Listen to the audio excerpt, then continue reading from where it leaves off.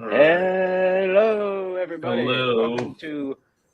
Welcome to a special episode of the Ginge and Pedro Show. This is the 50th episode. Spectacular. Spectacular. Oh, dude, you're brushing up that Spanish, dude. You're getting there. You're getting there. Dude, I would love to just be able to bust it out one day, but the best I got really is arr and pinguino. Dude, you know what? Look for a style of music called merengue. That's from the Dominican Republic, and try to understand them. Those songs are like you just feel like they speak really fast, and it's This? No, that's more salsa. I pretend if you hold a glass of wine and just try not to spill it. Oh my God, that's really not a way to go about that. But hey, dude, whatever. All right, fine. Whatever rocks you, man. Okay, enough shenanigans here, everybody. Let's go ahead and get our guest on here. Most of you will certainly be familiar with him, the creator of Monster MD, the hit "Tearing the Trenches" out on Indiegogo right now. He's salsaing in the background, ladies and gentlemen. Von Klaus. Yeah, guys, I've got 2 glasses of wine and I don't want to drop them. Yeah, exactly. You missed one, my man. Writer of High Octane, Black and White by R.T. Davis. Black and White. High Octane by me and Pedro. Yeah. For RT Bear, baby. Yeah. The Titans Unite. Yes. Very cool. Thanks for that great intro. All right. Appreciate you having me on. Dude, thanks for coming. We were definitely looking forward to it. You're a super busy guy, but we appreciate you carving out some time to come kick it with us on this lovely Tuesday. All right. Man. Vaughn, how's your day going, buddy? Oh, man. It's, we're really busy, but I'm making comics and I'm having the best time ever, man. I've been working on this script for a book that's coming soon that I cannot wait to unleash on you guys. So that's been my day. How you doing? All right. Dude, we're doing great, man. Good, man. I mean, that's the name of the game, right? You're always kind of working on a few projects at once, juggling, right?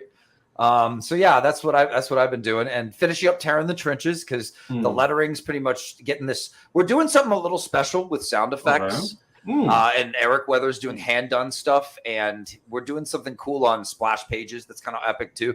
So he's finishing that up, and then I'm sending it to my editor for the final polished proofread, and then we're going to try to go to print as soon as possible. So, dude, that's so exciting, man. That's happening, yeah, man. Yeah.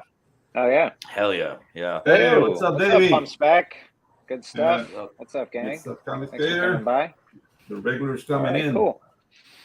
Yes. Yeah. Very good. So, Vaughn, kind of the way we do the show, buddy, is we kind of like to get to know how you got started creatively. You've been in comics for a while now, so I'd love to sort of hear your journey, or on the indie side, at least. To my knowledge, I mean, perhaps. What got me to comics was I saw an older cool. Remember when you were younger and the older cool kid who could draw? That kid? He's great. Yeah. Oh, yes, right? I do. Right. Maybe we grew to be that kid at some point in our lives. Anyway, I saw him draw a Ninja Turtle, and I was like, what is that? I'm sold. And I ran to the comic book store my first time and fell in love with dark avenging heroes like Wolverine, the Punisher, the original Ninja Turtles, just grimy, badass action adventure stories with cool, flawed, interesting, dark heroes in the shadows, right? And since then, I've been drawing comics. I was 8 years old, and so throughout my life, I've what should I go too deep into my art and my background? As deep as you want, man. Okay. Yeah, we do kind of like to get to know sort of your journey, but as deep as you like to go, pal. Yeah, man. All right. The CIA doesn't get in there, bro. But I'll let you know. So the situation. I grew up in a world where my mom kind of opens my eyes to how creepy and dark everything is at an early age, and loves ghost stories and the macabre and Halloween and all things weird and monstrous and horror movies. And of course, I'm growing up in the 80s, so the best horror movies ever are coming up and blowing my mind and making my imagination soar. I'm drawing like crazy. I'm having the best time. And I think the more I look back at the 80s, I'm realizing how much of an impact it really does have on how I craft. And not just like horror 80s, but action movie 80s. You know what I mean? The purity of it, the fun of it, the testosterone of it. The no compromising pacing, brutality. The pacing's good too, right? The way they always, even if it was just an action movie, it wasn't just an action movie. They wanted a good story. They had standards, you know. So I all that had a huge impact on me. But throughout my life, I've gone all these different places and done other things that I think kind of got me to where I am. But I was always making comics in the background. So when I got older, I ended up going into film, and film and screenwriting. And I found out at film school, or I guess it's not really film school, but I went to Columbia College, Chicago, and it's the largest known film school in the known universe. It puts out more students than anyone else. And then yet I found out this disturbing fact on my first day, that we weren't getting any good stories into film festivals, that nobody knows how to write stories anymore. And I remember being kind of bothered by that and being like, it's my mission, you know, anime fist in the air. It is my mission to write good stories and bring them back to people, you know? But by the time I left school, I did a good job. I worked hard. I was a little older than everyone, so you're a little more mature and you work a little harder, you know? You don't party as much, even though I party. But Columbia College wasn't that hard, you know what I mean? Because it's more artsy, you know what I mean? That's what you're there for. But I still worked hard, and I ended up doing some great stuff before I left that got funded by the school. The head of animation asked me to write the script for his advanced animation seniors final project. So I got to write a script that got animated. That was great. It was great until it wasn't great. Yeah. Because unfortunately, this professor had a thing about control and about having his fingerprints on what the kids make. So he changed my script from what was like a witty kind of funny thing that I was like, this is going to hit, kind of more contemporary thing, to like old-fashioned slapstick, like old-fashioned slapsticky Warner Brothers cartoons, which I love those, but that's not what we were doing, you know? And it kind of made the jokes fall flat. So I watch it and I just cringe. You know, it made him laugh. You know what I mean? Yeah. Dude, but that's only him. Yeah, but that's the problem with working with big productions. In animation, as small as it could be, it's always going to be a big animation, and there's going to be way too many cooks in the kitchen. Right. And well, when he's the head of animation teaching the class, you'd think he would understand, like, knowing boundaries to stay out of it. No, he loved it. So I was like, oh, that sucks. And it didn't come out as good as I wanted, but at the same time, it's school, you know? But I'm also wanting to look good and win some awards. This is my resume. This is my life. This is my career. So then I get news that my school loved this one short script I wrote so much that they're funding it and having a whole team shoot it, you know? So we got thousands of dollars behind this. This is going to be awesome. And they give the script to an SJW director. I didn't even know what an SJW was back then. I don't think the term was popularized yet back then. But I knew this was an activist, and he changed my script. And it ruined it. And it was such a good script. Everybody loved it. It won some awards. I was like, with this script, if someone makes this and does a good job, we will win awards for our school. I will look good on my resume, right? Yeah. He changes a script. I love this part of the story, too. It's a script that's about two stepbrothers who, of course, are rivals in the beginning. And by the end, they kind of learn to be friendly and brothers, you know? So it's about brotherliness. Yeah. And it's kind of a funny coming-of-age tale with some cool moments. And he changes it into white people are really bad to Native Americans, y'all. He changes it into like a racial division thing.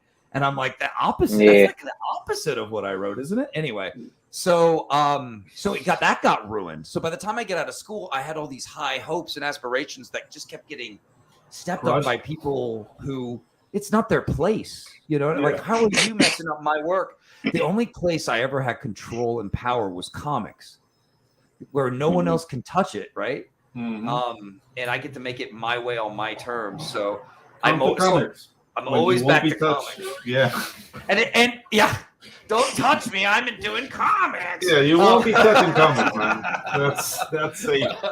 Yeah, and it also, when I was going through bad times, I could work on comics, and it was just so good and healthy and therapeutic, and and fun. And so I've made a lot of cool stuff over the years. I even made Monster MD with a different artist, and he decided to say screw you to me and not turn in the last 5 pages, which led to me working with Monica to make the Monster MD we all know and love today, which so it ended up being a blessing. But yeah, like you end up going through a lot of hell to get to where you are if you're me, I guess. Yeah, no, but dude, like the thing is, like, comics is hard work, and dude, like Monster MD was an iconic book, just like the character design, your writing, sir. Like I had the blessing of having a script written by Vaughn given to me to draw, and dude, it was just like he was painting images in my brain with his writing. This guy is really good. All right. Thanks, Klaus. I love it. I mean, comics to me are where it's at. I couldn't believe that I tried to make movies. I'm not a film set guy. I love movies. Yeah, I love movies more than anything, but I'm not a film set. I can't stand on a set with a bunch of people and yell and make decisions and give orders. Go over there. And where's the lighting? And blah, blah, blah, and like freak out about everything. Like, I just want to write beautiful images with killer characters and stories and design awesome art and just blow people's minds, make you entertained as hell, you know? And bring back good stories. Bring back a standard to storytelling that used to make sure that even if a movie wasn't the best, like, it still was pretty satisfying overall. You know what I mean? Like, there was a standard. So yeah, my work over the years has always had a bit of a horror tinge. I'm noticing as I work more, I love fighting. I love fights, kind of from like manga style fights too. But I don't copy them. I've kind of taken what they do and I have adapted it into something that I think is like cooler and works better and is a little more better pacing, less talky, more, you know, but still with like great twists and turns that surprise you. It's not just you get punched in my book. There's more going on all the time. You know what I'm saying? Like, it's been fun figuring myself out as I make all these books over the years since Comicsgate blew up and Monster MD did well. It's been fun doing that and working on all these different projects with awesome artists. I'm having the time of my life, man. Yeah, dude. So Monster MD was in 2019 or 2018? It was 2018 when I think when we launched the campaign. Dude. Yeah. Dude. It's been some time, huh? Yeah, dude. We've been at it. Dude. I feel like I should have had so many more books come out, but because it's comics, I've like worked on tons of books, but they're only just now like coming out. Yeah, exactly. Lady Alchemy is finally getting into hands. Black and White. I don't know about our book. Oh no, art is holding us up. We're done, man. We're done. We're done. But art is doing an amazing job, dude. But art is going to make a well-crafted comic that takes you back to a great era in comics, but at the same time tells you a great story that makes you happy. Like, art is just a master craftsman. Yeah, dude. Like I only had to do 22 pages, and they're already done. They're colored. I think they're in the middle of lettering, or they're lettered already. Like, oh, cool. Okay. So cool. So our job is done, sir. I'm very excited to see the final product on that. Yeah, so that's another cool thing we have. You know what I mean? And I did something for Sovereign Wolf. I've done all these. So all these things I have are in the works. They're finally kind of slowly coming out. But expect more. More. I'm making so much right now too in the background. That's getting artists. I even started drawing my own comic. Because I knew. I remember on one stream I saw your designs for Monster MD, and you can draw too. It looked really good. A little bit. Oh, thanks, man. Yeah. I have my moments with drawing. I know I'm like kind of a lazy artist, or maybe not. I mean, I'm definitely not pro, and I definitely don't know all the cool things that I should if I'm going to draw comics professionally. But I know how to make things look cool. And I know how to make imagery hit. Yeah, the designs were very, very cool. Like, I know to design, sort of. I think. Yeah, I like to think I do. I try. So let me hop in here, Vaughn, because we mostly get a lot of types on this show, but we do. I'd say it leans more towards the artist side, and not quite as often as writers. You know, no particular reason. I'm a writer. I'm gonna shut up. I'm gonna shut up now. Yeah. Well, he likes to pretend he's not a writer, but his book is out right now, and people are enjoying it. So I mean, awesome. Tropical Magics, yeah. Yeah, But no, I would like to just sort of pick your brain. You know, what's your process from idea to scripting? Like, you know, what are some of your favorite tricks of the trade? You know, like just, you know, how to write is my question, basically. How to write, how to make it all work. Yes, man. What's the secret? What a process. Well, I'm so weird because I love comics so much that I'm approaching every project a little differently to experience it and then learn from it. And maybe there'll be things I like from that I'll take for just, you know, using standard for everything I work on. But I think it just starts with good old fashioned, something we all already have locked and loaded inside us. Just dreaming, fantasizing about awesomeness and different things. And I guess a lot of times for me, it can be either a character that ends up crafting a story around this idea of this great character.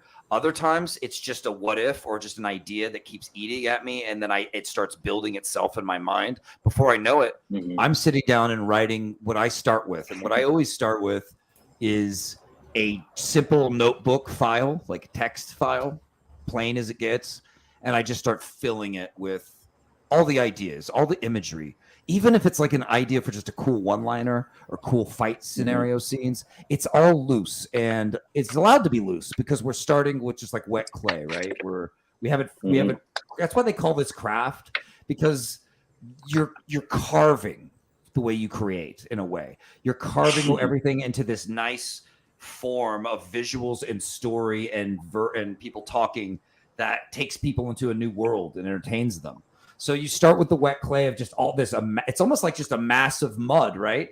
But me, I always know very internally like where it's going.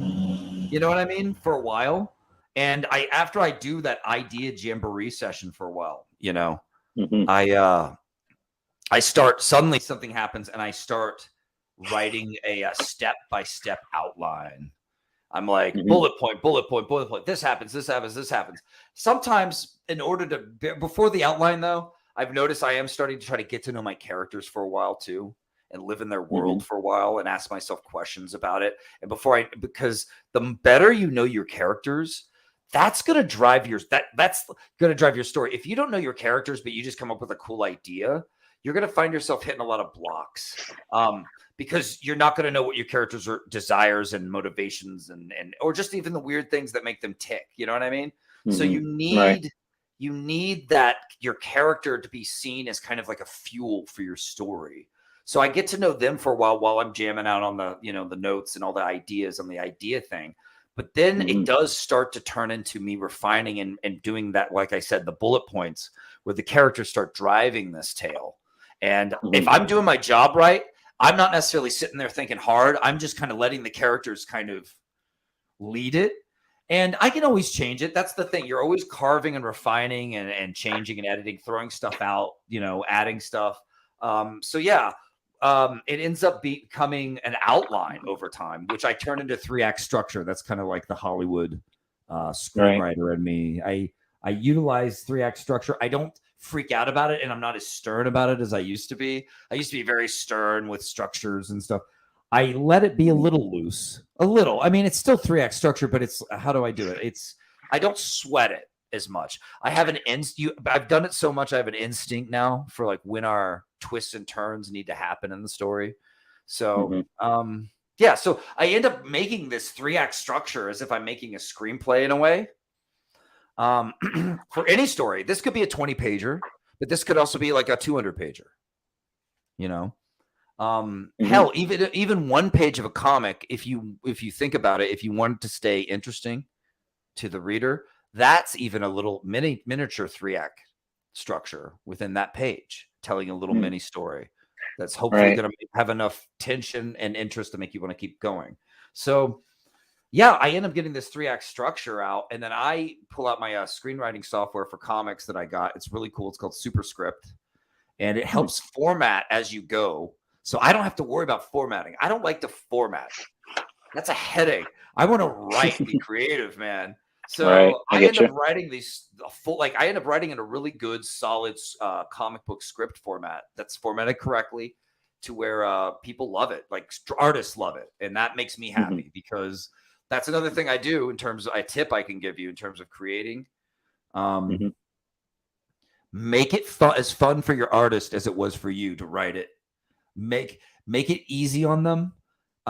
Clear, simple language, but yes, like add a few funny things or flowery things to make it entertaining a little bit, but keep it simple and keep it direct and don't melt their mind with like having to ask you questions, you know what I mean? But also just format it right so they can easily get through this. Their job's already hard enough. They're like bent over a table all day, breaking their joints and stuff. What's another tip that I was thinking about today, actually kind of random. Get in late and get out early. You guys heard this one? It's a pretty typical one. When you're writing a scene, don't just start it like, guy comes home, guy walks in, guy sits on couch.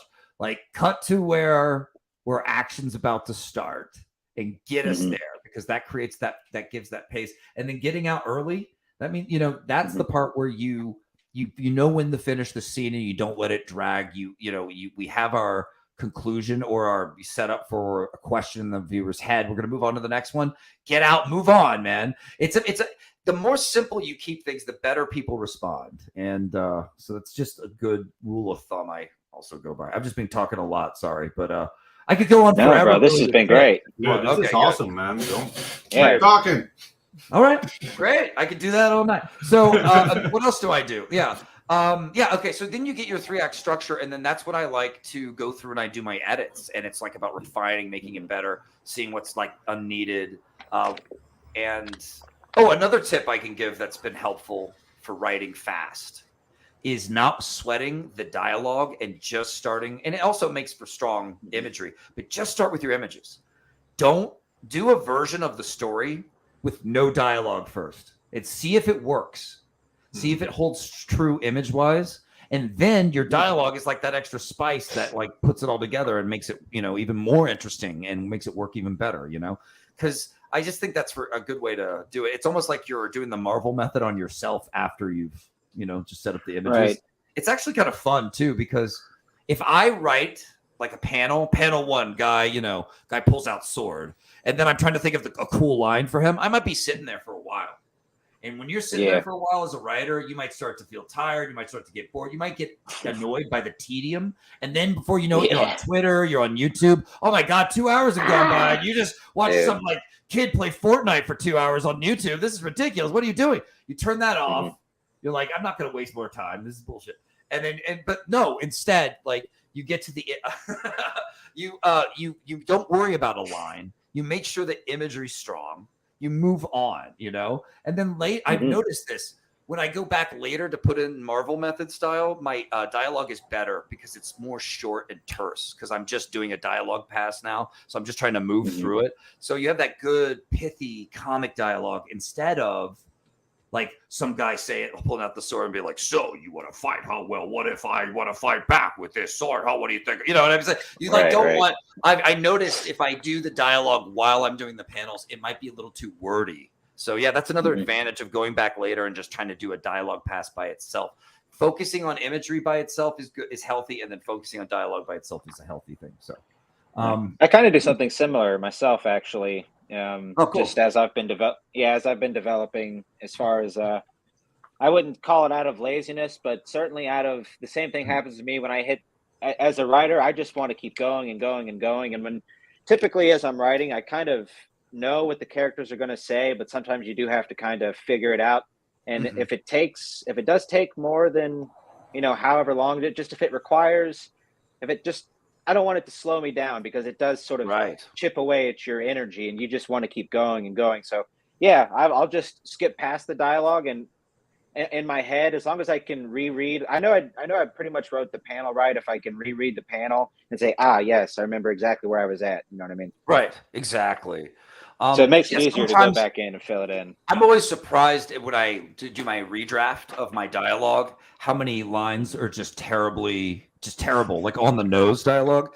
And I just call that filler. Like it ends up being, you have to accept that your first draft is your first draft. Like, let it be imperfect. Be happy that it's imperfect, but set yourself up for success. One thing I do, I don't know if I can recommend this, but I do redraft as I go. Or if let's say I finish for the day and walk away and come back, I don't start necessarily right where I left off. I go back a few pages and I start looking at what I wrote the night before. And I'm the fresh eyes, guys. Actually, this is advice. Okay. Take this to the bank. The fresh eyes walking away from it and coming back will make your work so much better. You will edit it properly. You will see the flaws a lot more easily. So when I wake up in the morning, I don't just start where I left off, man. I go back like however many pages I did the night before and just start editing right away. And before I start writing, I've already done a nice little editing pass on my stuff. That's why a lot of people go, whoa, dude, Vaughn, even though this is a first draft, this is very finely tuned. Like, this is really good, you know? And that to me is a good recipe for success. A first draft that already kicks ass. Right. That's the best, you know, that's the best way to make a book that stand out, you know? All right. Yeah. Another thing you mentioned about getting to know your characters, that was something that, you know, as far as like writing a character backstory, when I started writing comics a couple of years ago, I was like, you know, you do that for fun, just as a thing. But here lately, I've been kind of trying to just spice it up a little bit. And I've developed this thing called motivation and then true motivation. And like your motivation is sort of like your kind of like worldly, like on the face, you know, what is this character after, like, you know, immediately, so to speak. But the true motivation is like, but why are they after this? Not like some external force, but what's the thing that if you were like trying to put this character on a couch, you know what I mean? And like, why are you this way? I find that that's been really interesting to just help flesh the character like really out mentally. You know what I mean? It's been fun. It's so interesting. And if you want, you could go so deep with it and get complex with it, but it really is interesting. It's the difference between an interesting character and not when you have the personal motivations connect with with the worldly motivations. You know what version of that hit me the hardest in terms of movies and a screenplay I studied in school was Silence of the Lambs. Oh, yeah. Agent Starling's personal demon was she's waking up every night hearing the screaming of the lambs, and she thinks if she could just save this girl from this killer, it's going to help her. This girl becomes the metaphorical lamb that she couldn't save as a kid. If she could save this girl, she thinks it's going to help cure her of those screaming lambs. Like, how creepy and cool and how bizarre of a character motivation is that? And she doesn't say that to anyone. It's Hannibal Lecter who looks her in the eye and says, "You think it's gonna make the lamb stop screaming, don't you?" It's so good. It's so good. Like that, dude. And so that's a good tip to remember when writing. Try to make the internal struggle the character's going for match the external struggle in an interesting way. You know, for sure. That girl was her lamb to save, you know, that she couldn't save as a kid. So it's something that when writers think of that, they're like, yes, like, that's awesome, you know, just get a dick as hard as titanium. That's dude. Titanicock. Why? Titanicock. Honey, you wouldn't understand, honey. I thought of a great idea. Titanicock. It's a mecha anime. Honey, do you have another good idea again? Yeah. I'll have another one tomorrow. I promise. But it's, you know, it's part of being a writer is the rush of breakthroughs that you get addicted to. Also, I can't believe how little I play video games or watch stuff now in my life. Dude, that's happening to you too. Yeah, you get addicted to your own stuff. Or you're watching like House of the Dragon. Like, hell no, I'm busy, baby. Man, I'm making amazing stuff, and I'm having the best time. Yeah, it is spooky time. It is. It's haunting out there, baby. Absolutely, and it's a good. We're right at the 30-minute mark here, so while we are having fun, we can. We are. And to you, sir. No, but no, we can go ahead and hop on over here to something spooky. It's got terror in the name. Let me pull this bad boy up here. Oh my God! Everybody, do it. Boom! Terror in the Trenches. Tits. No, it's for short. Have you officially adopted that? Is that it's coming. It's coming. Oh, there it is, baby. Oh, there you go. Jesus Christ. You see, this is professionalism, showmanship.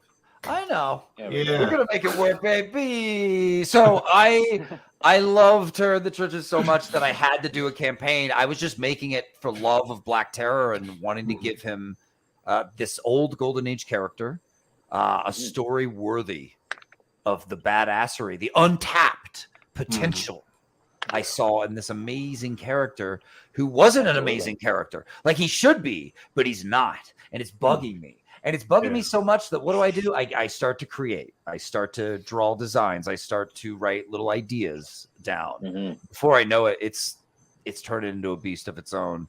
It turns into this script I'm up late at night writing called Terror in the Trenches. And I realized suddenly I'm writing my dark avenging epic that I've always wanted to write since I first walked into a comic book store as a kid.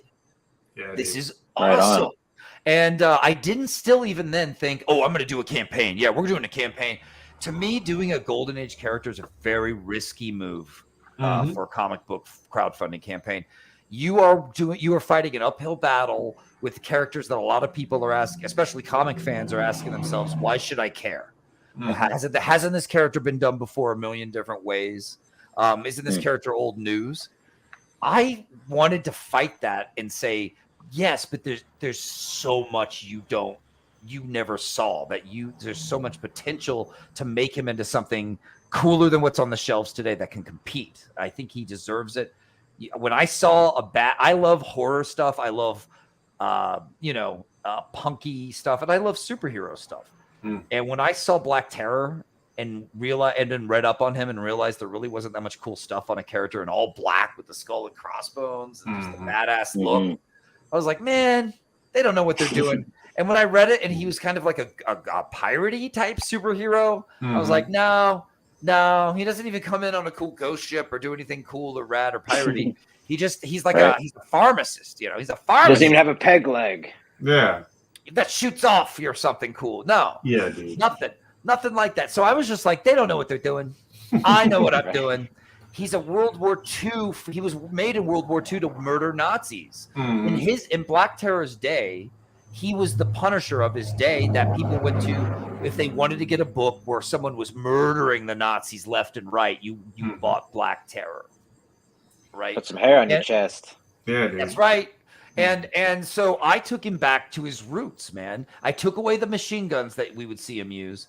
I wanted this to be like a trench warrior, up close and personal. So trench knives all the way. I've always thought. Yeah, dude. Speaking of knives, man, like visually, it's the little things that catch me. The fact that you chose a dagger like sanctioned by the Geneva Convention not to be used in war for the bad guys with the serrated thing. That was like, okay, this guy knows what he's talking about. It's the little things that pique my story. Like if there's that, what else is in there?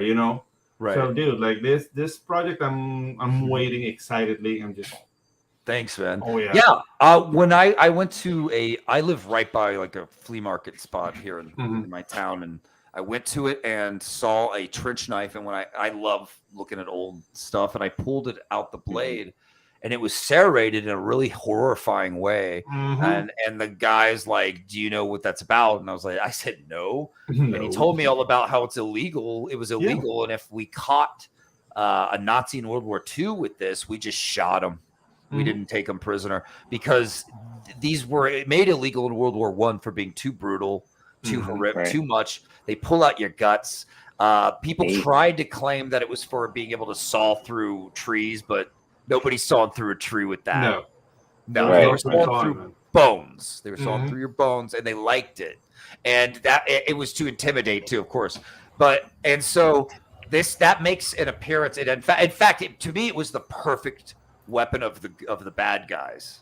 That's just perfect. There's an edge for order and an edge for fear on their blade. Wow. Yeah. Yeah, very spooky. Dude. It's little stuff like that catches your eye, like give the story depth.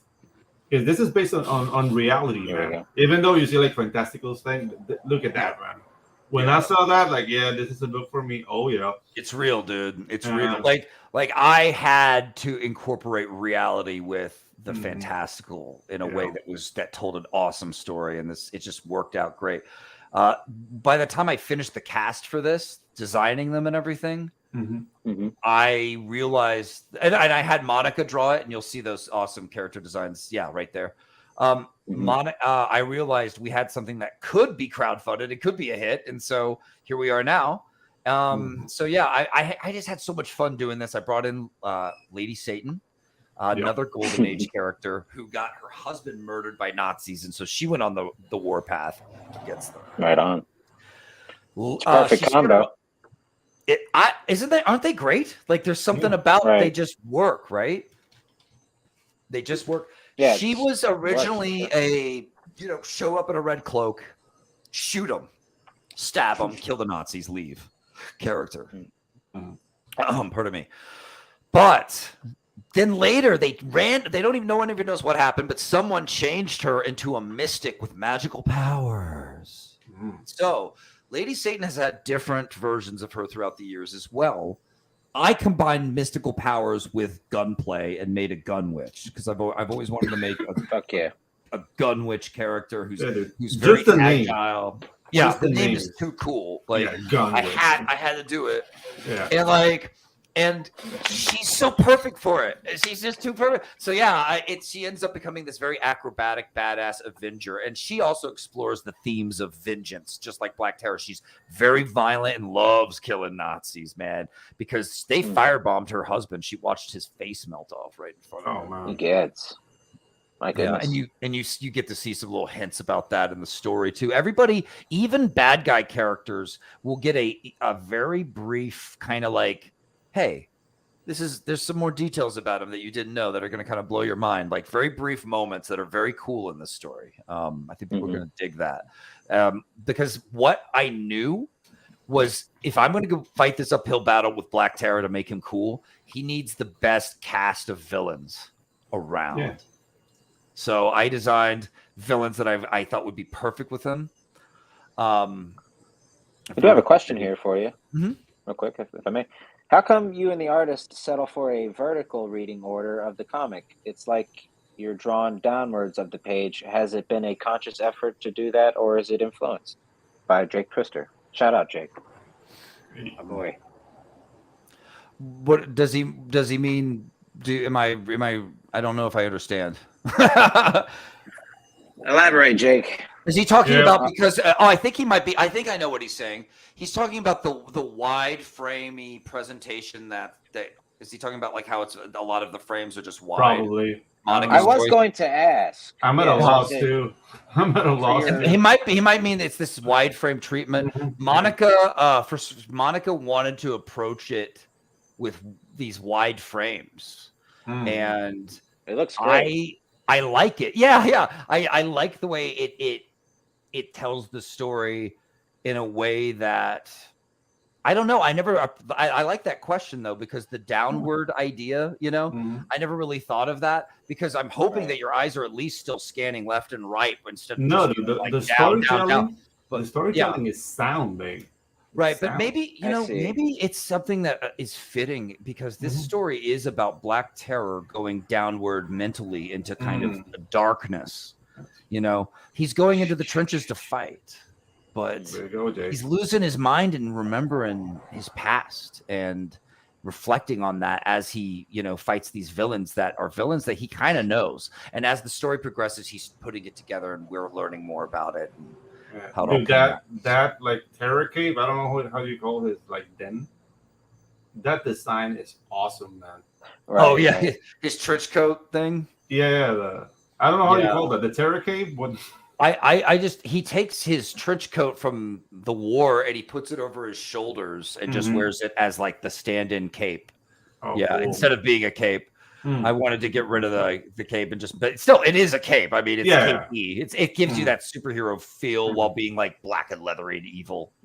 I wanted an evil thug-looking terror that is just more born from trench warfare. Right? He's the type of hero that we're glad he's on our side, but you're kind of scared of him. Yeah, exactly. Yeah. You're like happy and relieved. Up, he's on your side. Yeah. But he's cool because there's Yeah. you're gonna see human sides to him that are wonderful, like his love of his wife, his love of his job as a pharmacist, healing people after spending so many years maiming people. So there's these other cool sides to him, and also the fact that he's a man of science. He understands chemistry. He makes this terror gas. That's the stuff that gives him his power. Right. It makes him durable. It makes him strong and fast and ferocious. It also, when he exhales, it makes a fear gas byproduct. So when he gets close enough to you, you see him as what you fear most. So he's got skills, man. There's even a cool scene. I think it's actually in a later book. This is the right use of gas, not internet gas. You know Yeah, yeah, dude. exactly. This is how you use gas. Battle poppers. God damn it. Yeah. You know, like he's in a way he's a drug addict. Mm-hmm. Yeah. And which was a real thing from World War II, where everyone was all methed up in the German military, man. Mm-hmm. Right. Well, the British will give what would they give? Like the British Army had another one. It starts with a B. Yeah, I know the Germans used like Pervitin, which was like meth, and the British would give another drug. Like it was like a drug out fight. Yeah.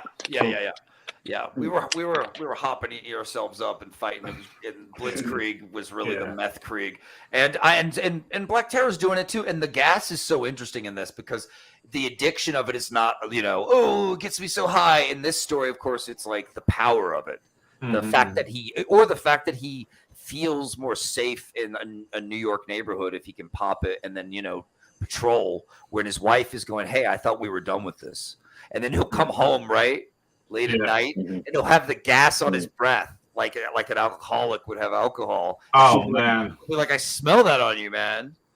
And he'll be like, oh shit, I was just protecting the neighborhood. And she'll be like, really? Really? But then he'll be like, you can smell my breath. Well, you're gonna see me as what you fear most. And she's just like, yeah, I know, it's you. Wow. Stuff like that. Like it's a much more dramatic, interesting book than I think people realize. Because I like both. I like dramatic, but I also don't mind good old fashioned badass comic book action and adventure. That's what it's about, Yeah, that's dude. Right. But it's good that you put like little hints of drama. Like, okay, there's let's say addiction involved. There's like, okay, what your partner thinks about your vigilantism. What are you doing to yourself? Yeah. But it doesn't become preachy. Like, right. He's eroding his mind a little bit. Like if he's scared that one day he's gonna pop it and then he's gonna lose his mind fully and just go on a killing spree and be nearly unstoppable. Yeah. So it's a scary thing. So cool, man. So cool. Yeah. Love the way that our colorist Carlos Tiga, he brought this whole nother. I knew he was our colorist right away. Like he made it the vision that I've been having come to life. And he worked with me back and forth to get the textures just right and the right kind of feel and looks for every scene. It's just been great. Yeah. All of the artwork is absolutely stand out. And also Monster MD was another one of the just most standout books visually that. I'm not sure if you had any aspirations to get this stuff adapted, but as far as like stuff that you could pick up and probably do something right away with, definitely Monster MD, and like all the visuals are there, and you could even present it in that style, in my opinion, and it would look great. Oh yeah. This would definitely be another one for sure. Thanks. Yeah, Monica and I talked about Monster MD too. We want to do it, but we want to finish Terror first. She fell in love with the idea when I pitched it. And said, I'm in. Let's do this. Very cool. So I'm so glad she signed on because it's kind of a dream come true to do this book. How did you meet your team? How'd you put everybody together? Let's see. Well, Monica, of course, from Monster MD, but then for our colorist, I found a guy on Facebook in a desperate attempt to finally find the right colorist. I went through some amazing, talented people who they brought something great to the book, but it wasn't my vision, I guess you could say. It wasn't quite it.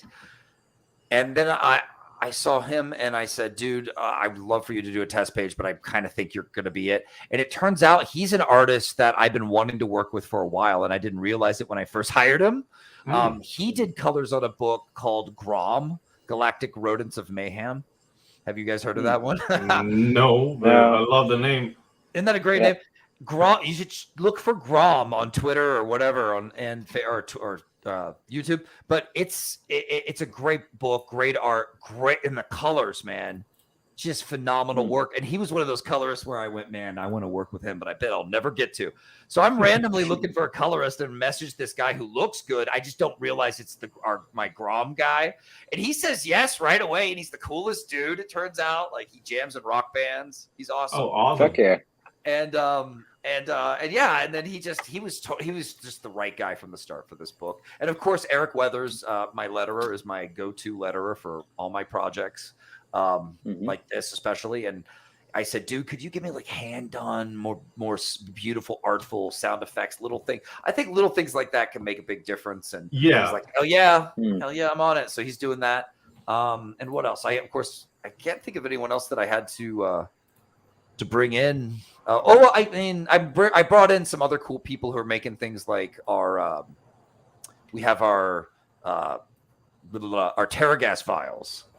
Oh yeah, that got you in trouble, right? If I remember correctly, like the Terra files, like with Indiegogo, like they thought you were like selling real drugs or something. At first they gave me a message that sounded like they had a problem with the vials, but then they sent me a new message later that said, "We have a problem. You have too many beheadings on your page, bro." I was like, oh no! I'm out. Okay, so I had to edit my art. I'm really sensitive about getting censored ever since I got censored in high school. Yeah, like, I've been really sensitive. But and had my work changed multiple times in college. Anyway, but now we have this awesome Terragas file. It's like it came straight off Black Terror's belt. It comes with a stand. You can take off the arm. It's really awesome. It's hand painted, and this is like a little replica thing we did. Yeah, and it doesn't come with real gas, guys. So yeah, unfortunately, there's no gas in there. Does it unseal? Does the top unseal? Could you put some gas in there if you wanted? I decided for locked down tops. Now, there's two reasons. Obviously, I mean, I did think it'd be cool if people had green M&Ms in there and were like, down in them. But I realized that Black Terror's gas vials are special. Yeah. I would love if somebody smoked weed through one of those. Dude, I would be so happy. I'd be so happy. Yeah. Take this, brother. But here's the thing: the Terragas has been tested on other people, and it kills them. Most people die from it. We don't know what the exact percentage of people that survive, but if you survive Terragas, you will get some powers, random powers. We don't know what they will be. No one knows. All right. Oh, that's But most of you asses are going to die. So Black Terror has them sealed so that only someone with advanced strength like him can pop a top. Wow. And bust. So when he pops the top, there's this spark of like metal, like going, like breaking. Because, that's his child safe version, Damn. I like it. So I like the idea that the prop can't take off the lid. It's if you have to have super strength. Sorry, go ahead. No, it makes sense. And it also kind of just stops randos from getting a hold of some vials. And now we've got new supers just being created. Or dead people. Willy-nilly. Yeah. Exactly. Or dead people, sure. Yeah, or genocide, Yeah. Yeah. Terragas is a creepy thing. Alrighty, you'll notice it haunts him throughout, as well as other ghosts haunt Black Terror throughout. He's haunted. He's a very haunted hero. You'll see that. Oh, dude, that's so cool. It's so cool. It's and also I have the excuse to put a skull and crossbones on every damn thing that I make, so that's fun. Yeah, dude, the terror bike. I don't know. I put names to things. I don't know if it's called the terror bike, but dude, the terror cycle. The terror cycle, dude. I want that. I know, me too. Yeah, dude, look at that, man. That old World War II kind of because you is awesome. Yeah, you have to wait till book 3 to like really get some terror cycle action. Dude, but if you have a bike like that, you have to fight crime. You can't go like I'm an accountant and arrive in that bike. Like right. No. Your dentist doesn't arrive on this bike. Yeah, dude. Look at that. Yeah, I'm not sure you'd want him working in your mouth if he did. I don't know. It's like 50-50. Yeah, couldn't trust him. That's okay. Very cool. Yeah, it's so much fun just doing all the. In a way, I'm using a lot of tropes, but I'm using them in ways that I think are going to entertain the hell out of you, while mixing in a lot of interesting things that make you go, a little more interesting than I expected, a little more deep than I expected is what I'm hoping for. So before we get out of here, we usually keep this show at about an hour, just to keep it a tight hour. I do have a question for you, because we've talked about creating great heroes and great characters largely, but I'm not sure if we've really tapped into one of the other sort of most fun parts about being a comic writer, and that's writing great villains.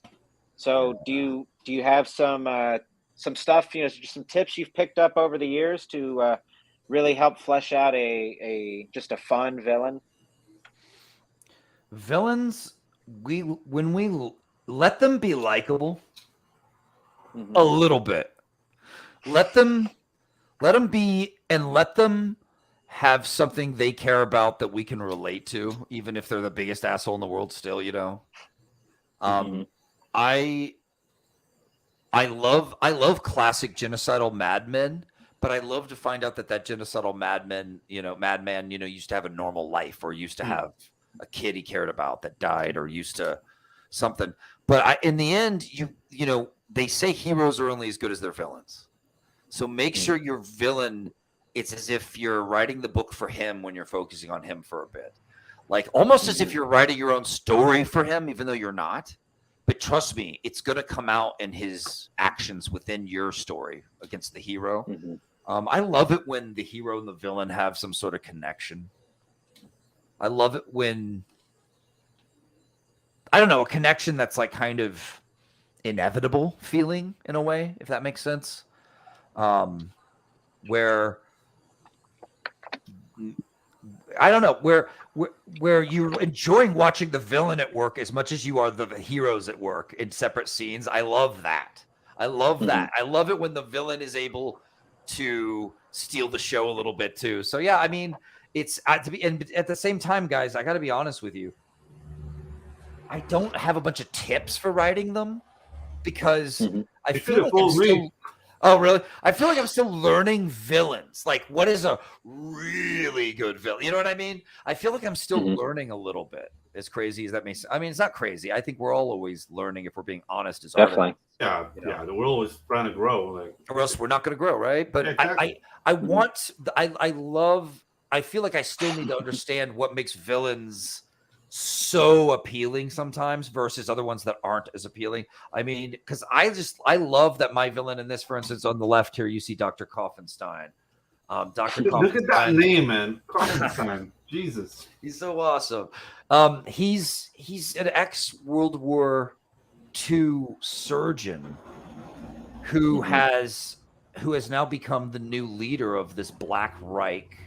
And when I introduce him in the book, I shouldn't spoil it. I'll let you guys get into it. But he talks about I introduce him with him talking about something very personal, but at the same time, it tells you so much more about why he's dark and evil without saying something too dark and evil. If that makes sense, like it's like I immediately allow him to get personal rather than evil when you first see him, which is kind of interesting.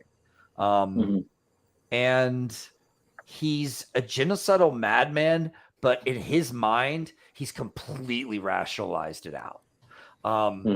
So yeah, your villain's motivations, I mean, make them very personal to them and make them like, I don't know, kind of a screw you to the hero and their motivations. Make the conflict hit hard, Make it so the hero has no choice but to step up, because sometimes heroes try, are reluctant and stuff in stories, and and to make that villain, the villain. Who are the villains we remember, And it's usually villains that have a lot more going on than just cruelty. They have a humanity. So explore that. Even the villain to the right of Dr. Kaufenstein I made, who's my kind of the one I've wanted to make forever.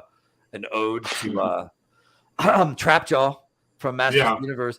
I was like, man, if you just do a few alterations on Trapjaw, he'll be like a Nazi zombie cyborg thing. That would be the coolest. So so I'm dealing with Nazi characters in this, and it's all about the past coming back to haunt you. So let's have this zombie cyborg guy come, but you find out that he has a story too. You find out right on what he's about to. So it's like those things that tie them to their humanity that really make us interested in them in the end. Let them steal the show a little bit sometimes, not the whole time, but you know what I mean? Like, I love a good villain that just walks in on a splash page and steals the show. Yeah. Right. That's one of the sort of the things you don't really know about writing at first, because you always sort of start with your main character usually, which is your hero. But, you know, as you go to develop the other characters, like there's often times when I'm writing a cast, like I will fall in love with each character, just like that character a little bit more than the others for a little bit, you know, and then I'm on to the next one, and I like this one a little bit more than the others. It's just as you get to know them, and you know, you just sort of fall in love with them all. It's fun. Yeah, and then you put them through hell. Yeah, exactly. Yeah, or man. kill them. Yeah, or kill them. Put them through hell, then kill them horribly. Yeah, exactly. Could do that. Like I think right. that's the Stephen King method, and it works. You know, right? Kill your darlings. I think that's the saying. Oh, well, kill your darlings is a little, it's the saying of, that applies to when you write something that's like badass, but it doesn't quite work or fit, or you know what I'm saying? Like it's going to like throw off something that needs to happen, or throw off your time. And you don't have the room for it. So you end up having to put that, like cut that out and kill your darling and put it on the cutting room floor, sadly. So yeah, in this case, it's more, that's more the other thing we were talking about. That's just more, if the more hell you put your character through, the more interesting. Yeah, the brighter heaven will be, you know, when they overcome. So yeah, that makes perfect sense. Yeah, like Black Terror in this first, there's 3 books, and in this first book, he kicks ass, but don't get it twisted. He gets his ass kicked too. Like he's going up against people he's not ready for, that he doesn't, he knows them, but he doesn't know he knows them at first too. It's a whole, like, and he's been out of the game for 30 years. 30 years being a pharmacist and a married man. So him coming back is so cool. Back in black, back to kill in the trenches that were his neighborhood. Yeah, dude. Oh, that's right. Oh man. All right, very cool. So before we get out of here, let's take a look at the perks we got over here. Oh, sweet. Yes, we'll start right here at the top. We got the Total Terror. Everything. Just sort of walk us through every damn thing. You get the digital, you get the signed comic, you get Lady Satan's pinup poster, which is double-sided. It's going to be a fold-out poster, so it'll be folded up and put in there for you. Pick which side you like to display. Terror Files print set is actually really badass. Actually, you were just on it. Oh yeah. This is so cool. I'm working on this myself. I was gonna do it with a graphic designer, but he's out, so I'm formulating this myself. It's gonna be, I mean, this, you already see it. I mean, it's looking pretty cool. Very cool. So this is the in a little black file. You're gonna get character prints. I think I'm gonna have it be 4 character prints of these awesome character designs, and on the back of each one. Sorry about this, Troy. I'm gonna mute. Nobody. Back of each one, you're going to get their stats, as if the government's been keeping tabs on them. You learn about their past a little, their powers. You know, it's really cool. It's like cool secret files on all these characters and their backgrounds and everything. So if you want to learn more about them, you'll get this awesome set. You also get a T-shirt and your name in the book. Sweet. All right. Here's the shirt. Hell yeah. Man, I'm really, and it's glow in the dark. I can't believe it. I'm selling a glow in the dark shirt. I'm so happy. I love it. Yeah, I was just gonna say, there's the element of because I remember getting stuff like this as a kid. I remember stuff like this as a kid. The element of really tapping into what we loved as a kid. You know, why people make comics is because they most of the time fell in love with it as a kid. You know, some people come into it later, but even still, it taps into that. You know, the fun of what it is, you know, being free, what's on the page. Like, you know, you can have anything. You are free. That's a good way to put it. Yeah. You're, I don't even look at it like kid stuff. I just look at it as cool. And then it's totally fair if you want to be like, yeah, but if I was a kid, I'd love this. Yeah. Like, I hope that kids love my stuff, even though it can be very violent and adult. I still, you have to understand, when I was a kid, I wanted violent in adults. I wanted to be treated like I was mature. Right. I liked when I saw Robotech. That was the first time I saw an animated character die, you know, and it hit me. And I was like, this is the cooler version of storytelling where people actually die. G.I. Joe, they always like jump out of the airplane and yell Cobra, like get away. but in this, dude, they're dying.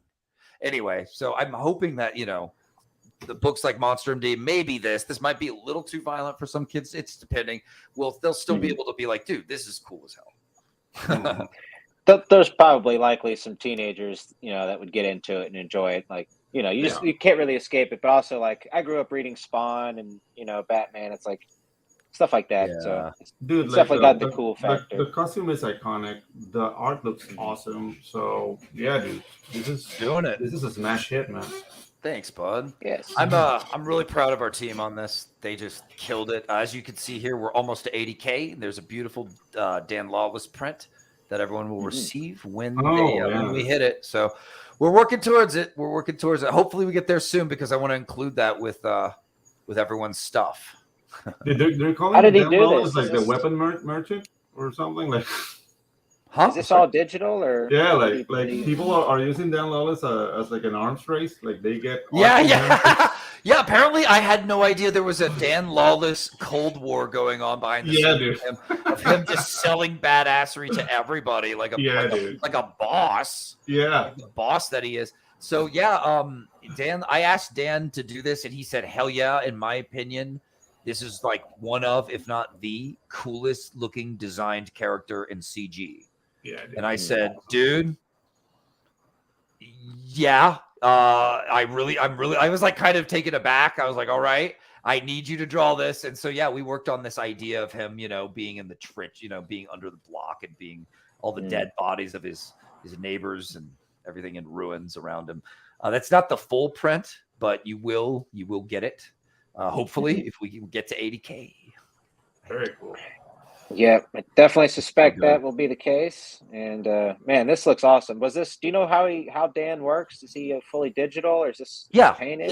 He's digital, but he's, because of his talent. I mean, the guy, you can pay him. I don't know if you still can, but a long time ago when I first saw his work, he does Conan paintings that will change your life.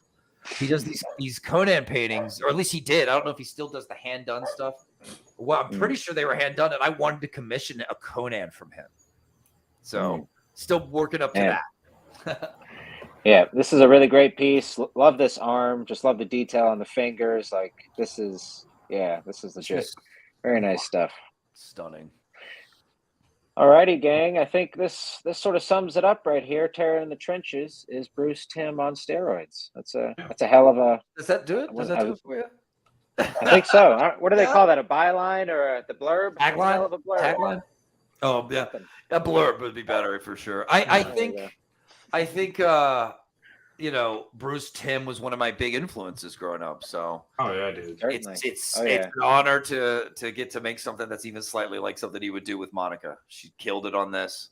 She understood what we were doing. The energy's there. That's why this did well, guys. I've seen plenty Golden Age character crowdfunders just fall flat, sadly, you know, and you root for them, you know, and you like the characters, but it just doesn't have that magic. I think we got something magic here. So thanks for supporting everybody, and appreciate you having me on, man. You guys were awesome. Dude. Thanks for letting me rant. Absolutely. Yeah, man. Thanks for coming on. A must-have here, man. Thank you for coming by. Awesome. Thank you again. All right, Vaughn. So we're going to bump you to the back real quick. You're free to stick around, and we'll meet you in the back real quick, or if you got to head out, you know, whatever you'd like to do. But we're just going to close her out real quick, Ski. Boop. Going to boop you to the back here. Boop. Sorry about that. Okay, so all righty. Hey, what's up, Devil Flower? Great show. All right. Yeah, dude, it was an awesome show. I learned a lot. Yes, it was good to have a writer on. I feel sort of refreshed. Just, you know, we don't get a whole lot of them on the show every now and then. I want to thank everybody that came by, saw some familiar faces and some new ones. We got Davey. What's up, Davey? Thanks for coming by, buddy. Yeah. Jake Twister. What's up, always a pleasure to see you, buddy. Can't wait for you to come back in full swing. Let's see, who else do we have? Facebook username. Came here for the gangbang. I hope we delivered, my friend. Yeah. Wash your hands on the way out the door. Yeah. Wash your hands in and out. All righty. We got Pops, of course. Thanks Yeah. for hosting, everybody. We're on Pops' network, so shout out to the network and all the other great shows out there. And hello to any new listeners that didn't, pop in for a spell. But yes, that was this week's episode of the Ginge and Pedro Show. Next week we have, let's see, I'll have to pull up my schedule at a later date here. But we'll go ahead and end the show. This is professional. Yeah, I know. Okay, but everybody, we'll be back next week with another episode. Until then, peace. Don't we need to play a video now?